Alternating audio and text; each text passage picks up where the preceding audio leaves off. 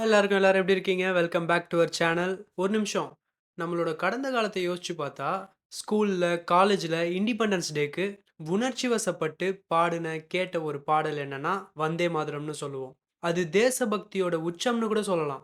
ஆனா இன்னைக்கு 2025ல இந்த பாடல மையமா வச்சு நம்ம பார்லிமென்ட்ல ஒரு பெரிய டிபேட் நடந்தது. பிரதமர் ஒரு பக்கம் சொல்றாரு, 1937ல காங்கிரஸ் இந்த பாடல்ல இருக்க முக்கியமான வரிகள நீக்கிட்டாங்க.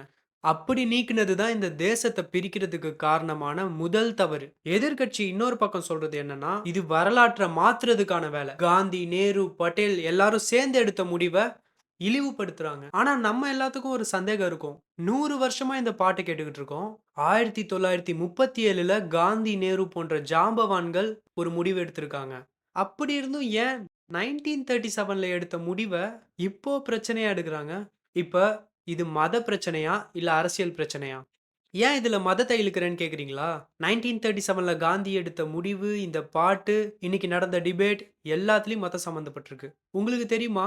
இந்த பாட்டு எழுதும்போது, அதுல ஹிந்து கடவுளோட ரெஃபரன்ஸ் இருந்தது. அதனால சில மதத்த சேர்ந்தவங்க இந்த பாட்டுல இருந்து ஒதுங்கி இருந்தாங்க. அன்னைக்கு நாடு ஒற்றுமையா இருக்கணும்னு நம்ம தலைவர்கள் எடுத்த முடிவு, இன்னைக்கு நேஷன பிரிக்க போட்ட வெதன்னு சொல்லப்படுது. முதல்ல உண்மைய தெரிஞ்சுக்காம இந்த விவாதத்த புரிஞ்சுக்கவே முடியாது. ஸோ அத பத்தி தெரிஞ்சுக்கணும்னா இந்த வீடியோவ ஃபுல்லா பாருங்க. பாடல் எப்படி பொறந்தது? 1937ல காந்தி, நேரு ஏன் காம்ப்ரமைஸ் பண்ணாங்க? கோர்ட் என்ன சொல்லுச்சு? 2025ல இது மீண்டும் கிளம்புறதுக்கு அரசியல் தான் உள்நோக்கமா என்ன அப்படின்றத பார்க்கலாம். வாங்க வீடியோக்குள்ள போலாம். முதல்ல எப்படி வந்தே மாதரம் ஆரம்பிச்சது? 1875ல பன்கிம் சந்திர சட்டோபாத்யாய் ஒரு பாடல் எழுதுறாரு. வந்தே மாதரம் அதாவது அம்மா உன்னை வணங்குகிறேன். அதாவது அனந்தமாத் அப்படின்ற ஒரு நாவல்ல உருவானது தான் இந்த வார்த்தை. அதுல ஒரு பக்கத்துல மதம் இஸ் ஈக்குவல் டு பாரத் அப்படின்ற ஒரு இமேஜ் வந்தது. 1905ல பெங்கால பார்ட்டிஷன் பண்ணும்போது மக்கள் ப்ரொடெஸ்ட் பண்றப்ப வந்தே மாதரம் அப்படின்னு கத்துனாங்க. அந்த வார்த்தை பயங்கரமான ஒரு ஸ்லோகனா இருந்துச்சு. இது இந்துஸ், முஸ்லிம்ஸ் எல்லாரும் கோரஸா சொன்னாங்க. அப்புறம் ஒரு யுனைட்டி சிம்பிளாவே மாறிடுச்சு. நல்ல விஷயமா தானே இருக்கு. ஆனா அப்புறம் ஏன் கான்ட்ரோவர்ஷியல் ஆச்சு?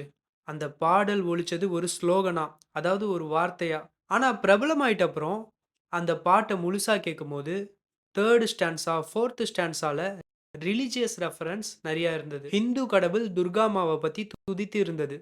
அதுல தான் சிக்கல் ஆரம்பிச்சது. முஸ்லிம சேர்ந்தவங்க சொல்றாங்க, "நாங்க நாட்ட விரும்புறோம். ஆனா முழு பாடல் பாடுனா அது எங்க மதத்தோட வழிபாட்டுல எதிரானதாயிடும். ஸோ தியாலஜிக்கலி மேட்ச் ஆகாதுன்னு சொல்லியிருக்காங்க. இது அரசியல் கிடையாது. தியாலஜிக்கல் அப்ஜெக்ஷன் வேணா சொல்லலாம். நானும் ஒரு முஸ்லிம்ன்றனால எனக்கும் தெரியும். இணை வைத்தல் கூடாதுன்னு ஒரு சட்டம் இருக்கு. அதாவது கடவுளுக்கு இணையா யாரையும், எதையும் வச்சு பேசவோ, நினைக்கவோ கூடாது. 1937ல ஒரு பெரிய முடிவு எடுக்கப்படுது.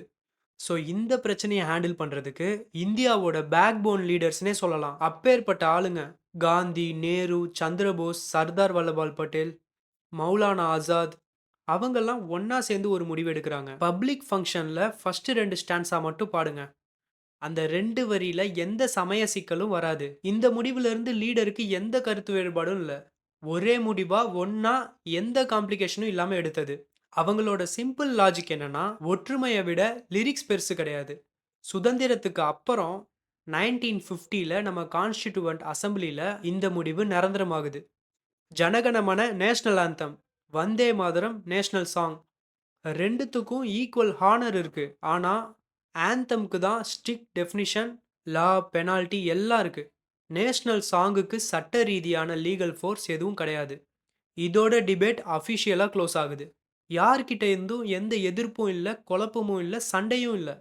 ஆனா இன்னைக்கு ஏன் திரும்ப சண்டை உருவாகுது?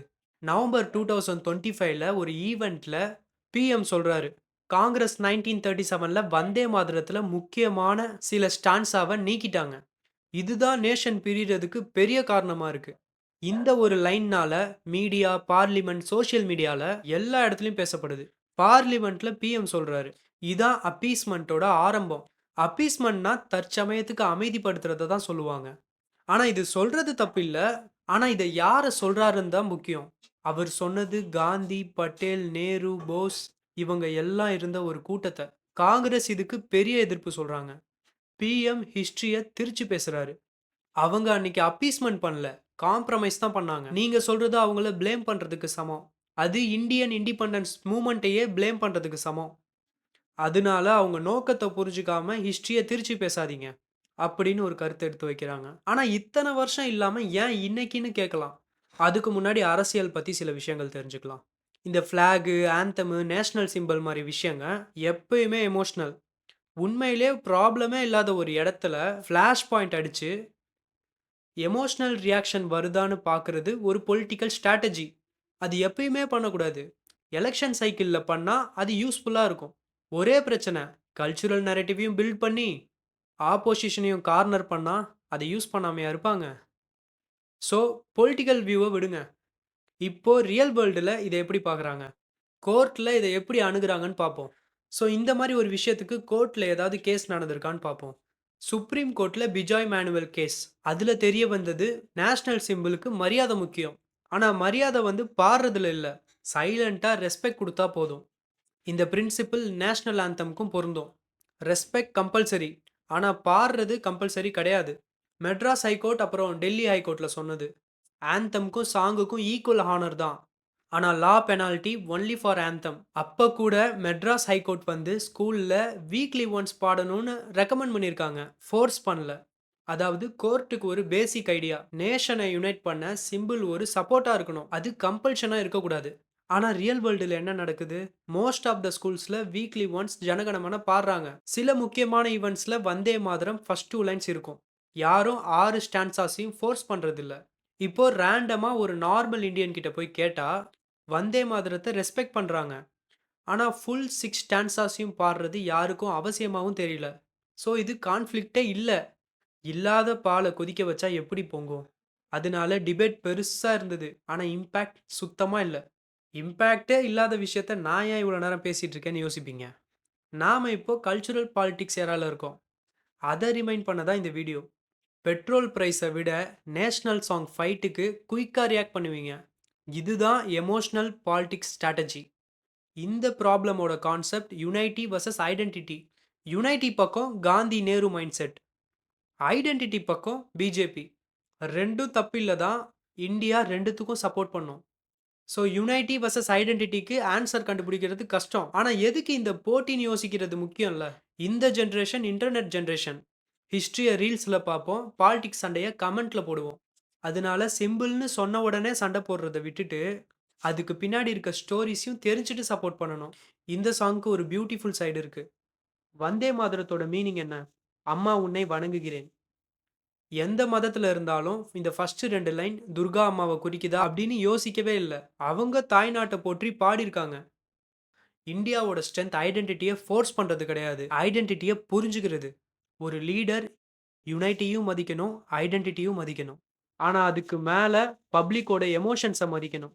அவங்க அப்படி நெனச்சனால தான் அவ்ளோ பெரிய ஃப்ரீடம் போராட்டம் நடந்தாலும், இது ஒரு ப்ராப்ளமா வரும்போது தீர்வ 2 செகண்ட்ல குடுத்துட்டாங்க.